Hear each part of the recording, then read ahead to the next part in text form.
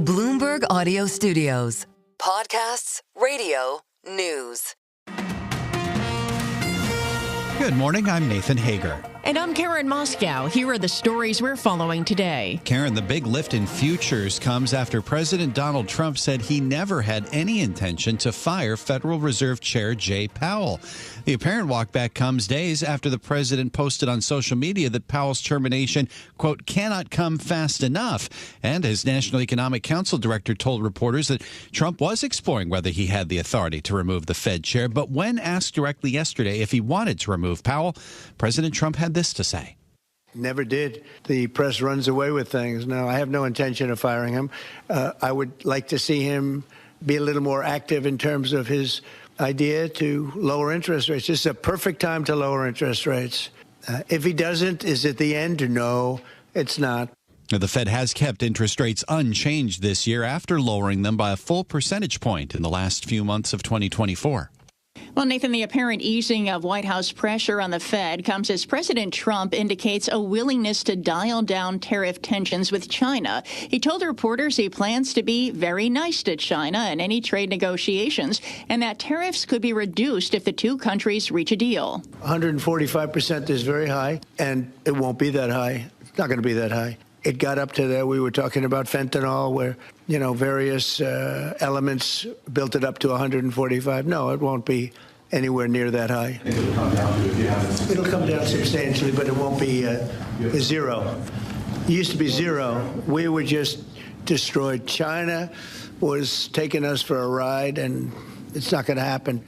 And top Chinese officials, including the central bank governor and finance minister, are in Washington for World Bank and IMF meetings this week. In Beijing, Karen, China says the door is wide open to trade talks. A foreign ministry spokesman says China's pointed out early on that there are no winners in tariff and trade wars. Chinese President Xi Jinping says they undermine the legitimate rights and interests of all countries and hurt the world economic order. China's official Xinhua news agency says Xi made those comments during a meeting with the president of Azerbaijan. Well, Nathan, the International Monetary Fund is slashing its global growth forecast and is warning the trade war could spark even more economic pain. The IMF now expects global GDP to grow by just 2.8% versus its previous estimate of 3.3%. IMF's managing director, Kristalina Georgieva, told Bloomberg the risk of a global recession is growing.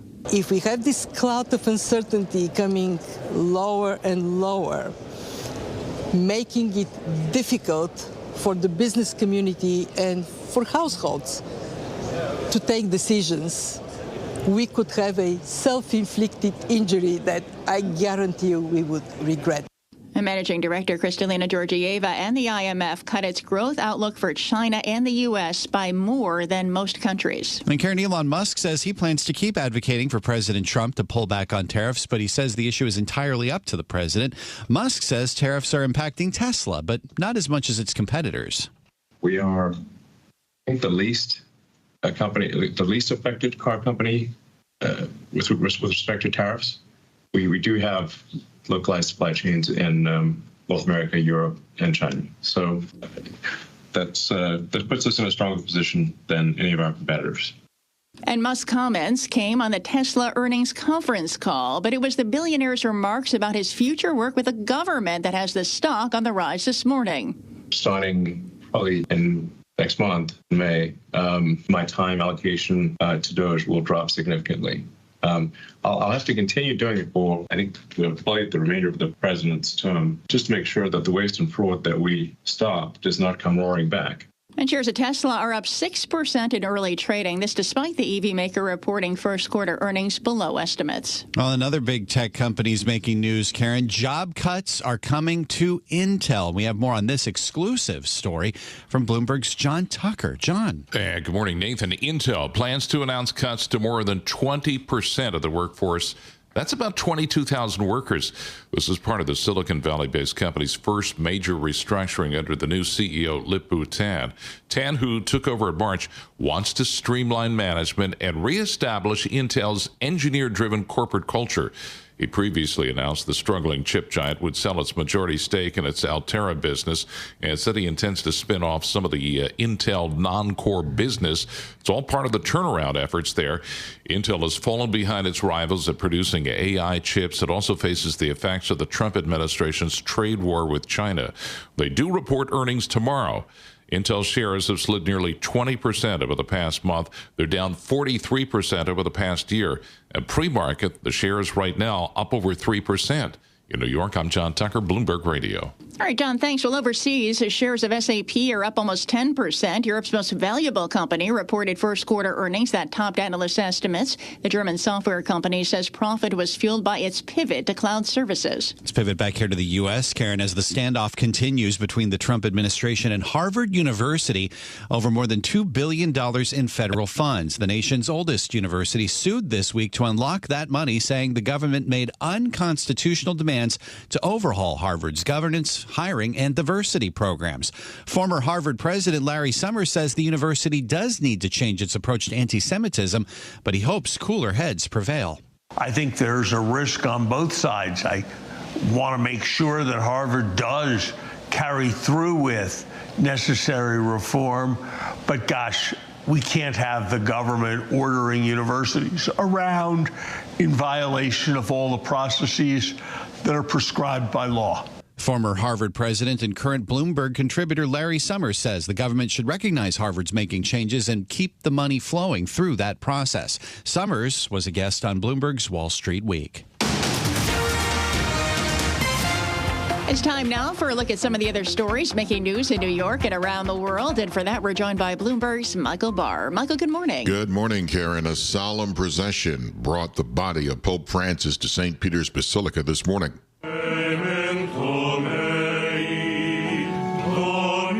The Pope's body will now lie in state. Heads of state are expected for the funeral Saturday in St. Peter's Square, but the 3 days of public viewing are largely for the faithful to mourn the 88-year-old Pope. Sister Jeanette Godet is a spiritual leader who served under the Pope in Rome. He was somebody that I will never forget because he was so personal and funny, and full of joy and hope.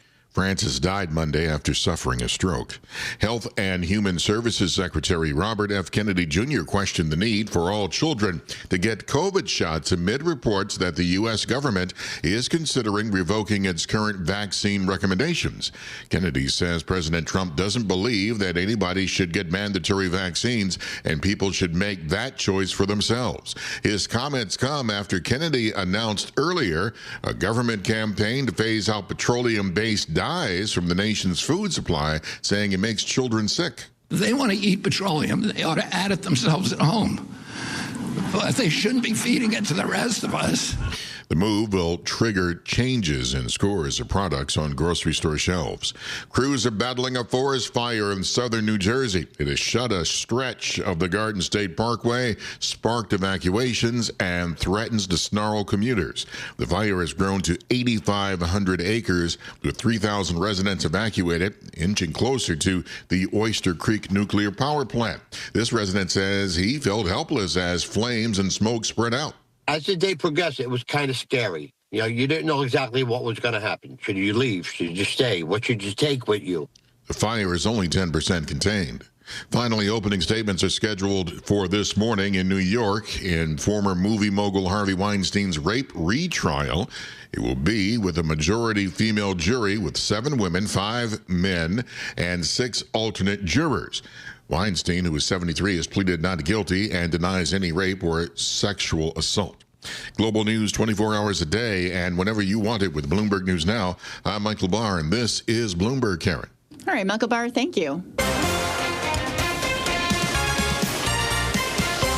Time now for the Bloomberg Sports Update. And here's John Stashower. John, good morning. Good morning, Karen. High hopes for the Mets this season. Made it to last year's NLCS, then added Juan Soto, who has not broken out yet, but the Mets pitching has been outstanding at 2.37.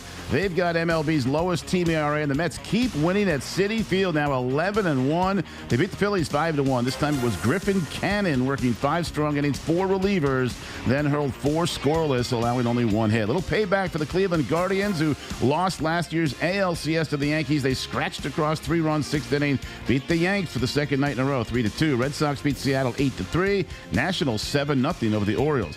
Home teams won in the NBA playoffs. Indiana and Oklahoma City both now have 2-0 series leads. The Lakers got 31 points, a near triple-double from Luka Doncic, won a low-scoring 94-85 game with Minnesota. That series tied at 1. The Devils are banged up for their series with Carolina. They scored first about 4 minutes in, but the Hurricanes, who won Game 1 4-1, took Game 2 3-1. Also winning the Stanley Cup playoffs, Florida, Minnesota, and Toronto in overtime. The NFL draft begins tomorrow night in Green Bay, and the Tennessee Titans have confirmed they are not trading the first overall pick. Unless everyone is wrong, they're taking quarterback Cam Ward. Cleveland picks second, may well take Colorado's two-way star Travis Hunter. He plays wide receiver and cornerback. If the Browns don't take him, the Giants might with the third pick. Here's Giants coach Brian Daboll on Hunter.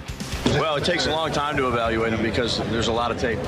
It's really remarkable what he has done and the ability to perform at that level, not really getting a rest. The Patriots have the 4th overall pick. The Jets have the 7th. John Stashauer, Bloomberg Sports. Karen and Nathan. Coast to coast on Bloomberg Radio, nationwide on Sirius XM, and around the world on Bloomberg.com and the Bloomberg Business app. This is Bloomberg Daybreak. Good morning. I'm Nathan Hager. President Donald Trump appears to be softening his tone when it comes to the Fed and China, with both the U.S. and China leveling triple-digit tariffs against each other. The president now says he plans to be very nice in any negotiations. We're doing fine with China. We're doing fine with I think almost every country. Everybody wants to have involvement with the United States. And that was President Trump speaking in the Oval Office. This morning, we were joined by Bloomberg News senior editor Derek Walbank. So there we heard the president, Derek, saying he plans to play nice, not just with China, but other countries. But where do things stand substantially when it comes to the trade dispute between the U.S. and China? Good morning. Good morning, Nathan. Let me underline the word that you said, substantially, right? Because it's different than sentimentality. And we've seen a little bit of a sentiment uptick in markets following not just the China trade remarks, but also the remarks that Trump made about not wanting to fire Jay Powell. On the trade side, it's nothing has changed on the substance right now. What you've gotten is a sort of underlining from the president of something that I think he and his team had been sort of marking, which was that the China tariffs right now are intended to be at their high water mark, and that provides a certain amount of security against potential downside. Additionally, he's also sort of talking up the idea that they would like to get a deal, but let's stress here, while there are plenty of options to begin them, there are no current high-level talks between the U.S. and China. And indeed, when we're talking about easier deals to make, you would think easier deals anyway, with top allies, be that Japan, be that the United Kingdom, be that Israel, whoever you might want to put into there, we still have not seen the first of those deals actually come to fruition. So the idea that China, which would be hypothetically a lot more fraught, the idea that we might be coming down anytime soon because a deal might be signed, there's not necessarily talks in the works yet, so all of that feels a little bit preliminary. And there's still a question, isn't there, Derek, about what the president wants out of a trade deal with China? We've heard a lot of different commentary about what the end goal is here. Or with anyone, really. That's one of the things that I think a lot of nations are trying to ask themselves right now is, what does the U.S. want? What is the full scope of demand, and what are the key points that they really need to insist on? You know, we got some clarity with the U.K. that there may be asks chiefly around agricultural imports, about certain specific tariff lines, autos, things of that nature. And we've heard heard from Trump say in certain other cases, he's mentioned automobiles again, or another example with Japan, and he's mentioned agriculture in other settings. But what exactly that whole thing looks like that will get a deal done very much remains to be seen. You look at Israel pulled off a lot of the tariff barriers that they had on the United States before Trump's Liberation Day announcement and got hit with a 17% levy anyway. It's hard to kind of see exactly where the frame of these deals are, though at some point this rhetoric is we're in a 90-day window. At some point, the rhetoric has to turn to reality to keep up this sentiment uptick. And the rhetoric around the Fed is that the president says he never had any intention of firing Jay Powell. There's the question about whether he could do that, but he's still talking about wanting to lower interest rates. So where is the pressure on the Fed in our last 30 seconds? Well, I think, Nathan, the pressure on the Fed comes into the fact that Donald Trump believes he has a First Amendment right to say exactly what he wants on the Fed, and he is going to continue doing it. He is going to use that megaphone to say exactly what he wants out of the Fed. Right now, what he wants is lower rates. He wants them now. He wanted them before, but he really wants them to go now as quick as possible. And look, even if Jay Powell's job seems safe for right now, he's still going to hear from the president about exactly what the president thinks he needs to do. This is Bloomberg Daybreak, your morning podcast on the stories making news from Wall Street to Washington and beyond. Look for us on your podcast feed by 6 a.m. Eastern each morning on Apple, Spotify, or anywhere else you listen. You can also listen live each morning starting at 5 a.m. Wall Street time on Bloomberg 1130 in New York, Bloomberg 99.1 in Washington, Bloomberg 92.9 in Boston, and nationwide on Sirius XM Channel 121.